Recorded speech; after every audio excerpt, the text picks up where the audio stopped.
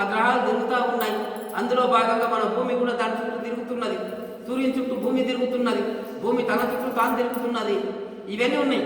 భూమి పైన 3 భాగాల నీళ్లు ఉన్నాయి. ఒక భాగం మాత్రమే భూభాగం ఉన్నది. ఆ ఒక భూభాగం లోపల చెట్లు, చామలు, 84 లక్షల జీవరాశులు ఇవన్నీ ఉన్నాయి. ఇవన్నీ ఎవరు సృష్టించిండ్రో? భగవంతుడు సృష్టించిండు. ఒకవేళ నువ్వు భగవంతుడు అయితే ఈ సృష్టికి సంబంధించిన జ్ఞానం మొత్తం నీకు లభిస్తుంది. మనం కోరుకోవాల్సింది ఏమిటిది? భగవంతుణ్ణి నన్ను నీలాగా చెయ్యి, నన్ను భగవంతునిగా చెయ్యి అని కోరుకోవాలి. అందుకే ఒక గురువు ఎప్పుడు సంతోషిస్తాడు అని అంటే, ఒక శిష్యుని చేతి లోపల గురువు ఓడిపోతే అప్పుడు గురువు చాలా సంతోషిస్తాడు అన్నమాట. ఎక్కడ కూడా ఇద్దరు ఓడిపోయి ఒకరిద్దరు ఏమో ఫైట్ చేసినట్టు అనుకుంది, మళ్ళీ యుద్ధం ఏదో చర్చ చేసినప్పుడు ఒకడు ఓడిపోతే ఇంకొకరికి గెలిచినోనికి సంతోషం అనిపిస్తుంది, ఓడినోనికి దుఃఖం అనిపిస్తుంది. కానీ గురు శిష్యులు ఇద్దరు కొట్లాడుతున్నప్పుడు ఏమవుతుంది? గురువు శిష్యుని చేతిలో ఓడిపోతే చాలా సంతోషపడతాడు. ఒకసారి ఏమైందనంటే, ఈ మన భీష్ముడు ఉన్నాడు. భీష్ముడు వాళ్ళ తమ్ముడు విచిత్ర వీరునికి అంబాలిక వాళ్ళని తీసుకొని వస్తాడు. తీసుకొచ్చిన తర్వాత వాళ్ళిద్దరిని పెళ్లి చేస్తాడు. అంబ అనేట ఆమె ఏం చేస్తాడంటే, సాల్వా దేశపు రాజును ప్రేమించింటాడు. ఆయననే పెళ్లి చేసుకోవాలని అనుకున్నాడు. అయితే ఆ స్వయంవరంలో ఆ రాజులంతా ఓడించి భీష్ముడు తీసుకొస్తాడు. విచిత్ర వీరునికి ఆమె చేసేస్తాడు. ఆమెను ఇట్లా నేను సాల్వా మహారాజును పెళ్లి చేసుకున్నాననుకున్నట్టు నువ్వేమో ఇట్లా తీసుకొచ్చినావని అంటాడు. నీ మనసులో పరపురుషుడు ఉన్నాడు కాబట్టి నా తమ్మునికి నిన్ను వివాహం చెయ్యలేను, కాబట్టి నువ్వు సాల్వ మహారాజు దగ్గరికి వెళ్ళని ఆమె రథంలో కూర్చోబెట్టి పంపిస్తాడు. సాల్వ మహారాజు దగ్గరికి పోతే ఆయన ఏమంటాడంటే, భీష్ముడు నన్ను ఓడించి నిన్ను గెలుచుకున్నాడు కాబట్టి నువ్వు భీష్మునికే దక్కాలి. ఆయన తమ్ముడు నన్న చేసుకో, ఆయన నన్న చేసుకో, నాకు సంబంధం లేదంట అనేసరికి మళ్ళీ ఆమె ఇక్కడ వచ్చేస్తాడు. వచ్చిన తర్వాత ఏమవుతుంది అంటే, ఆమె భీష్ముని అడుగుతాడు, నేను మొదలే చెప్పినా నేను నా తమ్ముడికి చేయను, నీ మనస్సు లోపల పరపురుషునికి స్థానం ఉన్నది కాబట్టి నేను చేయను అంటే, ఇక్కడ చూడండి, మనస్సులో కూడా పరపురుషుడు పైన ప్రేమ ఉండకూడదు, భావం ఉండకూడదు పెళ్లి కంటే ముందే.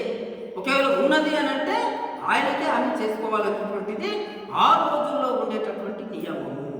దాన్ని ఆధారంగా చేసుకునే భీష్ముడు, నేను నా తమ్మునికి నిన్ను చేసుకోను, మరి నువ్వు నన్ను ఎత్తుకొచ్చినావు కదా, ఇప్పుడు ఆయన ఉన్నట్టుగా నువ్వు చేసుకో, నేను చేయను. నేను ఎందుకంటే నేను ఆ జన్మాంతం బ్రహ్మచారిగా ఉండేటటువంటి వ్రతాన్ని పాటిస్తున్నా కాబట్టి నేను చేసుకోలేదు. అప్పుడు ఆమె ఏం చేస్తుంది? భీష్ముని తిట్టి పరశురాముని దగ్గరికి వెళ్తాడు. పరశురాముని దగ్గరికి వెళ్ళి విషయం అంతా చెప్తాడు. పరశురాముని కోపం వచ్చి, భీష్ముడు నా శిష్యుడే, నేను చెప్తానే పోదాం దాన్ని ఆమె వెంట పెట్టుకొని వస్తాడు. వెంట పెట్టుకొని వచ్చి భీష్ముడు రాగానే, భీష్ముడు పరశురాముడు ఆయన గురువు కాబట్టి ఆయనకు అర్ఘ్యపాద్యాలతో పూజ చేస్తాడు.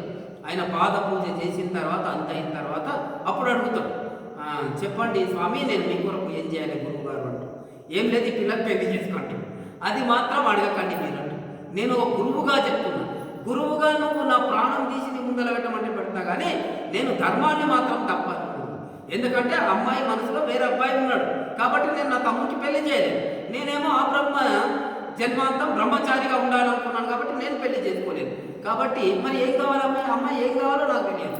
మేమైతే పెళ్లి చేసుకునే ప్రసక్తే లేదు. అయితే నువ్వు నాతో యుద్ధం చేయాల్సి వస్తుంది. అయినా పర్వాలేదు, యుద్ధం చేయడమే నాకు చాలా సంతోషం. ఎందుకొరకనంటే, ఈ యుద్ధంలో నిన్ను ఓడిస్తే భీష్ముడు ఏమిటి తన గురువు అయినటువంటి పరశురాముని ఓడించాడన్న కీర్తి వస్తుంది. ఒకవేళ నీ చేతిలో చనిపోతే, అరే గురువు చేతిలో శిష్యుడు చనిపోయాడు, అది కూడా నాకు కీర్తి.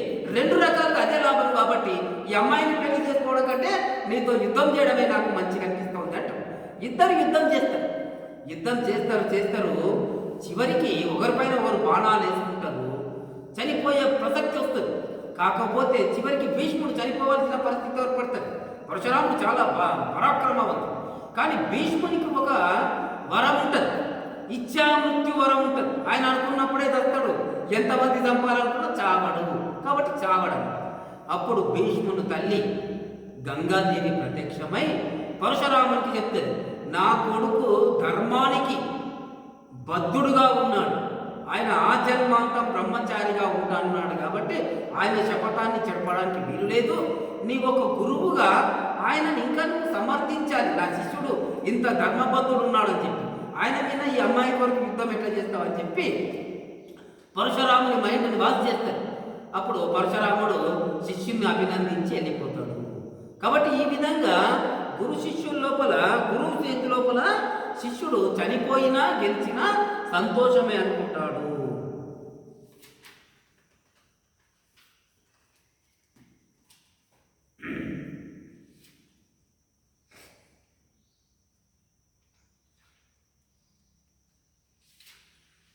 చాతుర్వర్ణం మయా సృష్టం గుణకర్మ విభాగశః తస్య కర్తారమపి మాం విద్యాకర్తారమవ్యయం చాతుర్వర్ణం మయా సృష్టం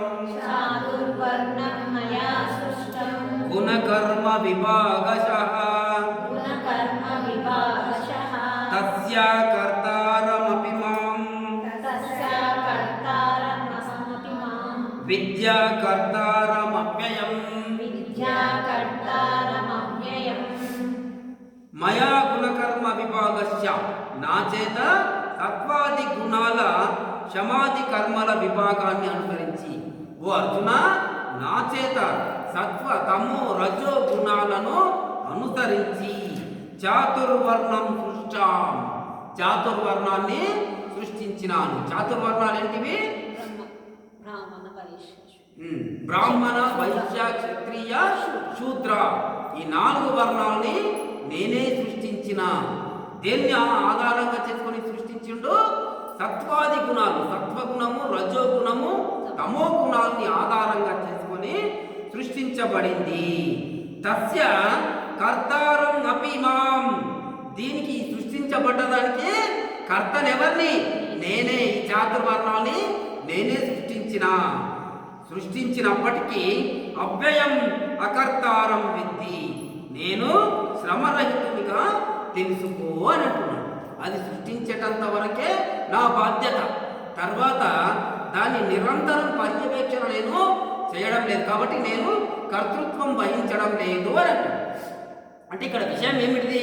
ఆయన సృష్టించిన తర్వాత ఆయనకు కర్తృత్వం ఎట్లుంటలేదు అని అంటే ఇక్కడ ఏమిటిది? మెడిటేషన్ సెంటర్ కట్టడం వరకే వీళ్ళ వంతు, అంతేగాని మిగతా వాళ్ళంతా మెడిటేషన్ చేసుకోవాలా చేసుకోకపోవడం అనేది మన ఇష్టం. వాళ్ళు ఎవరిని కూడా మీరు ఎందుకు వచ్చి మెడిటేషన్ చేయడం లేదు అని అంటలేరు, ఇంకా రమ్మంటారు మెడిటేషన్ చేయమని. కానీ మనం మెడిటేషన్ చేయడానికి రావడం లేదు. అంటే వీళ్ళు మనం మెడిటేషన్ చేయకపోతే వాళ్ళు ఎట్లా కారణమవుతారు? పాపం మెడిటేషన్ సెంటర్ కట్టిండ్రు, అయిపోయింది. మనం ఏం చేయాలి? దాన్ని ఉపయోగించుకున్నాను. ఆ బుద్ధి మనకు ఉండాలి. కానీ వాళ్ళు పిలుస్తలేరని వాళ్ళని నిందించడం తప్పు కదా. వాళ్ళు ఎందుకొరకు కట్టిండ్రు? మెడిటేషన్ సెంటర్ అందరి కొరకు కట్టిండ్రు. ఏమిటి? నిశుల్కంగా ఎవరైనా రావచ్చు, పోవచ్చు. కాబట్టి మనం రావాలి, మెడిటేషన్ చేసుకున్నాలి, వెళ్ళాలి. ఇందులో వాళ్ళకి ఎటువంటి కర్తృత్వ భావన లేదు. ఇక్కడ శ్రీకృష్ణుడు కూడా చాతుర్వర్ణాలను సృష్టించిండు. కానీ ఆ చాతుర్వర్ణాల్లో ఉండే లోపాలకు కర్తని నేను కాదు అంటాడు. అర్థమైందా? కర్తని నేను కాదు అని అంటే అర్థం ఏమిటిది? చాతుర్వర్ణాల లోపల ఉండేటటువంటి ఎక్కువ తక్కువలకు కారణం నేను కాదు.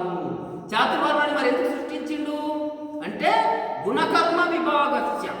గుణకర్మలు అనేటువంటివి ఎవరు ఏ గుణాన్ని కలిగి ఉన్నారు. ఏ గుణము? 3 గుణాలు ఉన్నాయి మనకు. ఆ 3 గుణాలు ఏంటివి? సత్వ, రజో, తమో గుణాలు. ఆ తమో గుణానికి సంబంధించిన కర్మలు, పనులు ఎవరు చేస్తున్నారు? రజో గుణానికి సంబంధించిన కర్మలు ఎవరు చేస్తున్నారు? సత్వగుణానికి సంబంధించిన కర్మలు ఎవరు చేస్తున్నారో ఈ గుణాలు కర్మల్ని బట్టి చాతుర్వర్ణాలని విభజించిన అని అంటున్నాడు. ఇందులో ఎక్కడ తప్పనిపిస్తలేదు నాకు.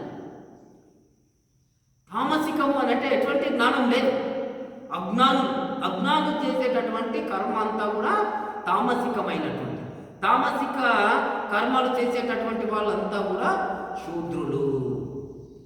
రజోగుణంతోన కర్మలు చేసేటటువంటి వాళ్ళంతా కూడా వైశ్యులు, క్షత్రియులు. వైశ్యులేమో ఈ సమాజానికి ఆహారాన్ని అందించడం లోపల ఉపయోగపడ్డారు. క్షత్రియులు ఈ సమాజాన్ని రక్షించడం లోపల ఉపయోగపడ్డారు. బ్రాహ్మణులు వాళ్ళు ఏం చేసిండ్రు? సమాజానికి అవసరమైనటువంటి జ్ఞానాన్ని అందించిండ్రు. కాబట్టి ఇక్కడ ఎవరు ఎక్కువ కాదు, ఎవరు తక్కువ కాదు. బ్రాహ్మణులు తలకాయ లాంటి వారు. అందుకే బ్రాహ్మణులు శిరస్సు నుంచి, క్షత్రియులు బాహువుల నుంచి, ఉదరం నుంచి వైశ్యులు, కాళ్ళ నుంచి శూద్రులు ఏర్పడ్డారు అని మనువు శాస్త్రం లోపల చెప్పిండ్రని ఈ శూద్రులు దళితులంతా కూడా గగ్గోలు పెడుతుంటాం అంటరానితనం మీద. కానీ వాస్తవంగా శూద్రులు అంటరాని వాళ్ళే, పాదాల నుంచి ఏర్పడినరు అని మనువు చెప్పినప్పటికీ మనం ఎవరి దగ్గరికి వెళ్ళినా కూడా వాళ్ళ పాదాలకే మొక్కుతాం. ఏ భగవంతుడైనా కూడా పాదాలకు ఇచ్చినటువంటి ముఖ్య స్థానము తలకి ఇవ్వలేదు. ఎవరైనా తలకు మొక్కుతారా? ఎవరు మొక్కరు తలకు?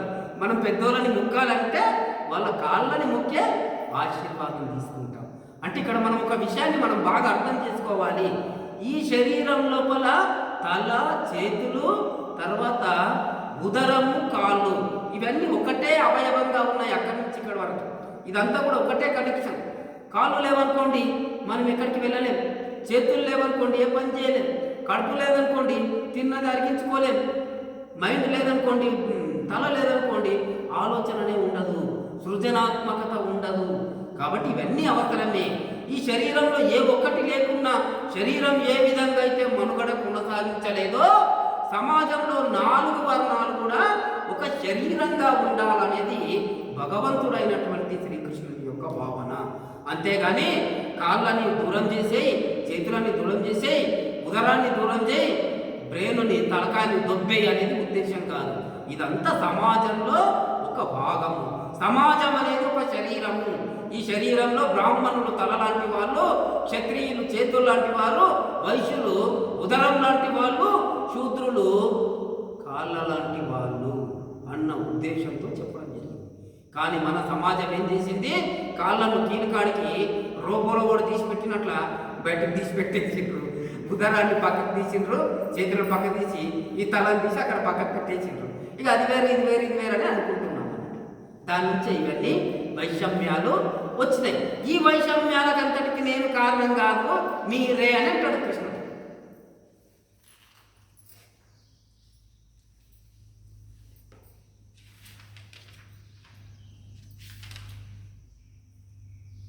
అంటే ఈ చాతుర్వర్ణ వ్యవస్థ ఎందుకొరకు వచ్చిందంటే మానవ జాతి జంతు స్థాయి నుండి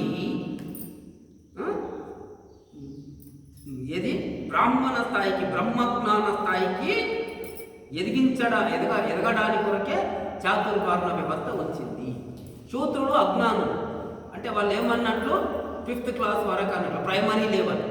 ఆ తర్వాత వైశ్యులు లేదా క్షత్రియులు 10th వరకు, ఇంటర్మీడియట్ డిగ్రీ వచ్చేసి వైశ్యులు, ఆ తర్వాత పీజీ పిహెచ్డీలు బ్రాహ్మణులు అన్నట్టు. వాళ్ళ జ్ఞానాన్ని బట్టి ఆ స్థాయి కల్పించబడ్డది. ఇప్పుడు మనం అందరం ఇక్కడ కూర్చున్నాం, ఎవరో మనకంటే ఎక్కువ జ్ఞానం ఉన్న వ్యక్తి వస్తే అందరం లేచి నిలబడి ఆయనకు మర్యాద ఇస్తామా లేదా? ఇవ్వాల్సిందే. జ్ఞానమే గొప్పది ఇక్కడ. అందరికంటే కూడా ఒక మనిషికి ఉండే సంపద కంటే, ఒక మనిషికి ఉండే అందచందాల కంటే, ఒక మనిషికి ఉండే జ్ఞానమే గొప్పది. ఆ జ్ఞానాన్ని బట్టే వాళ్ళకు స్థాయి కల్పించబడుతుంది తప్ప వాళ్ళ వెనుక ఉండే సంపదలు కానీ వాళ్ళ వెనుక ఉండే అందచందాలు కావనే విషయాన్ని మనం గుర్తించాలి. దీంతో మనకుండే ఇంకొకటి ఉందే 18వ శ్లోకం.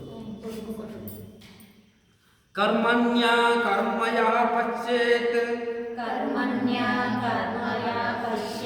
అకర్మణి చ కర్మయః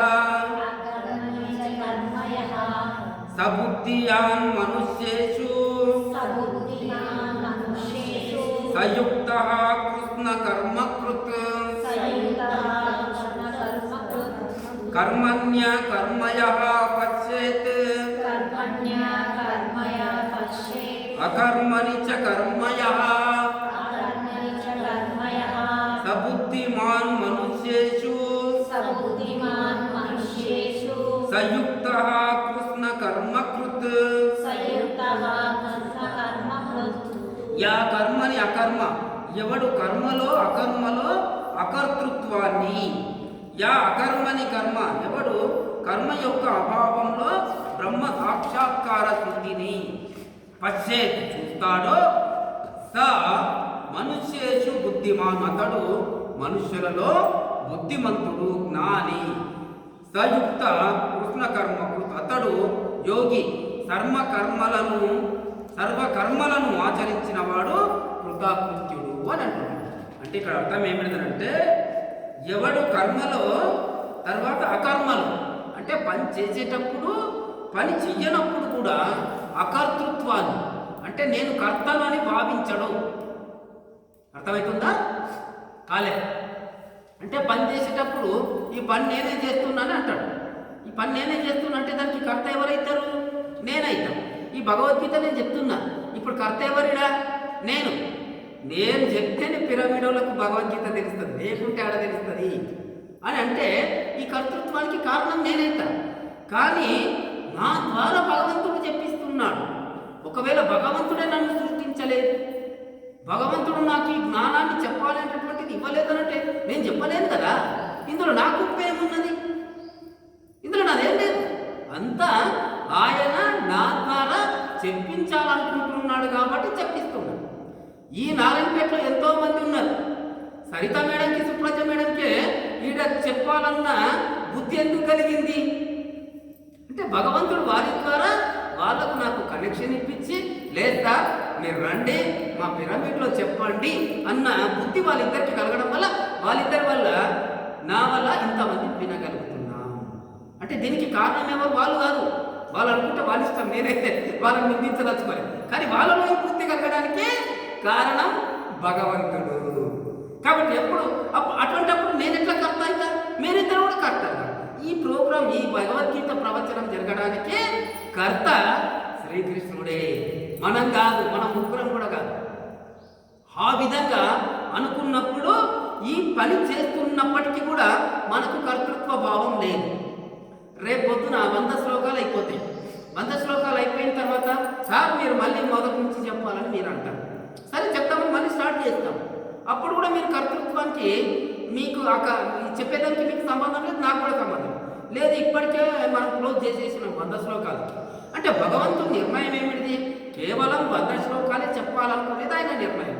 కాబట్టి ఇక్కడ చెప్పడం లేదు. మనం చెప్పకపోయినా కూడా ఆ చెప్పకపోవడం అనేటటువంటి పని జరగడం లేదు. ఆ పని జరగకపోవడానికి కారణం కూడా మన ముగ్గురం కాదు, ఆయననే. అర్థమైందా? అది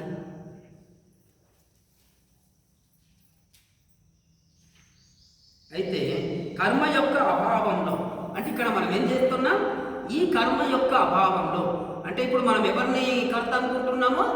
శ్రీకృష్ణుని లేదా పరబ్రహ్మాని. ఇందులోపల బ్రహ్మ సాక్షాత్కార సిద్ధిని, అంటే ఇదంతా కూడా పరబ్రహ్మ ద్వారా జరుగుతుందని ఎవరు అనుకుంటారో, చూస్తాడో అతడు మనుష్యులలో జ్ఞాని. అంటే అప్పుడు మనం ముగ్గురం ఏమైపోతాం? జ్ఞానులమైపోతాం. లేదు మేమే చేస్తున్నాం అనుకుంటే మనంత అజ్ఞానులు ఇంకోడు ఉండడు. అటువంటి వాడు సయుక్త కృష్ణ కర్మకృత్, అతడు యోగి, సర్వకర్మలను ఆచరించిన వాడు కృతకృత్యుడు. అటువంటి వాడు ఎన్ని కర్మలు చేసినా కూడా వాడు ఏమనుకుంటాడు? ఈ కర్మలకన్నిటికీ నేను బాధ్యుని కాదు, పరబ్రహ్మ అయినటువంటి వాడే బాధ్యుడు అనుకుంటాడు. కాబట్టి అతడు యోగి అవుతాడు. కర్మలు చేస్తున్నప్పటికీ కూడా యోగి అవుతాడు అని అంటాడు.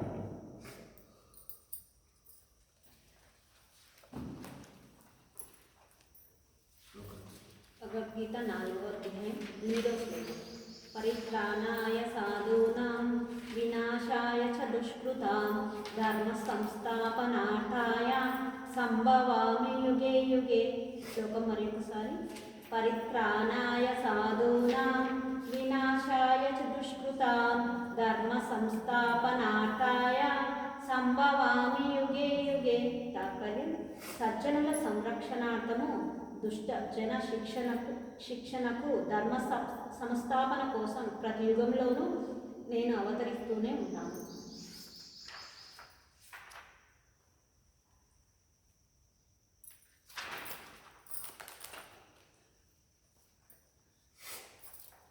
భగవద్గీత 10వ శ్లోకం.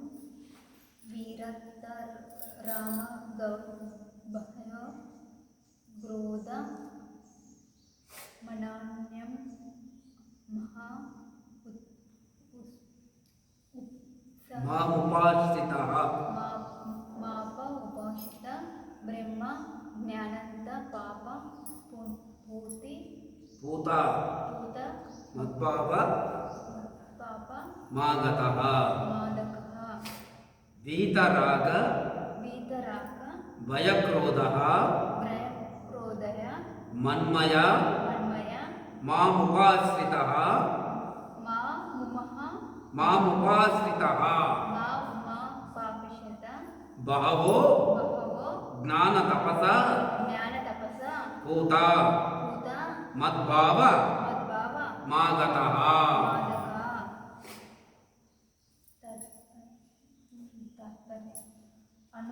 అనురాగం కోపం భయం విడిచిపెట్టి నాలో సిద్ధింపమైన వారు ఎంతోమంది ఇటువంటి జ్ఞానం తపస్సు చేస్తే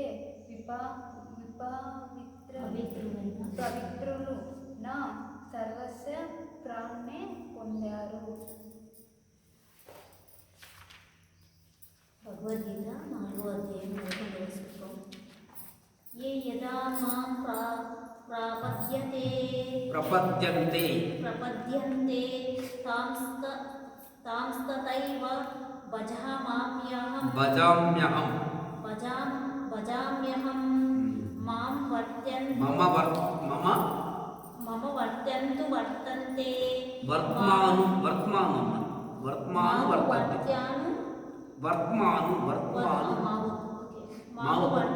వర్తంతే మానుష్యః పార్థ సర్వశః. ఏ యథా మాం ప్రపద్యంతే తాంస్తథైవ భజామ్యహం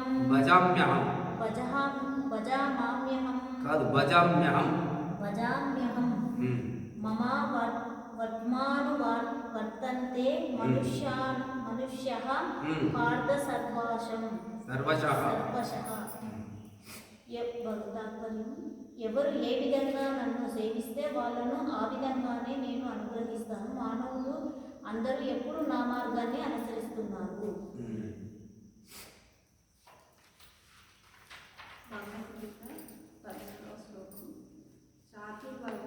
చాతుర్వర్ణం మాయా సృష్టం గుణకర్మ విభాగశః తస్య కర్తా రమాపి మాం విద్యకర్త రమవ్యయహం. చాతుర్వర్ణం మయా సృష్టం గుణకర్మ విభాగశః తస్య కర్తారమపి మాం విద్యకర్త రమవ్యయం. ప్రతిపద తాత్పర్యం: చాతుర్వర్ణం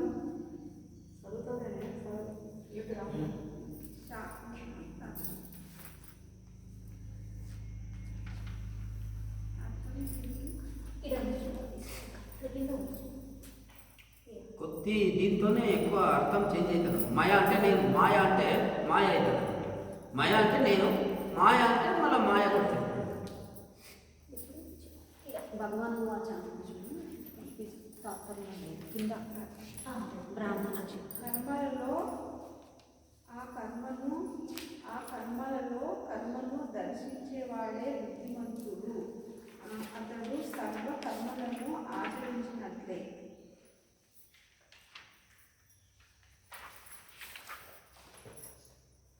భగవద్గీత 4వ అధ్యాయం 18వ శ్లోకం. కర్మణ్యా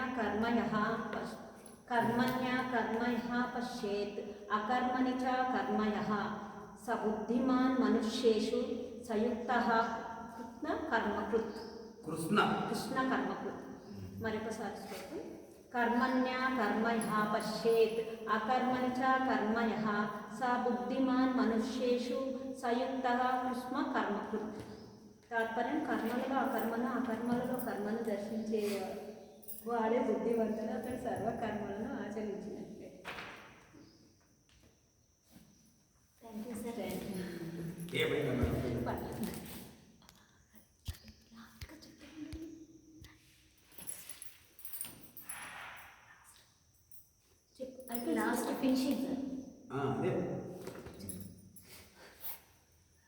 असतो मा सद्गमय असतो मा सद्गमय तमसो मा ज्योतिर्गमय तमसो मा ज्योतिर्गमय मृत्योर्मा मृतंगमय मृत्योर्मा अमृतंगमय ओम शांति शांति शांति ओम शांति शांति शांति ओम श्री कृष्ण परब्रह्मणे नमः ఓం శ్రీకృష్ణ పరబ్రహ్మ ओम श्री कृष्ण परब्रह्मणे नमः ఓం శ్రీకృష్ణ పరబ్రహ్మణే నమః. कृष्ण परब्रह्मणे नमः ఓం శ్రీకృష్ణ పరబ్రహ్మణే నమః. హరి ఓం. ओम तत्सत् ఓం తస్సత్.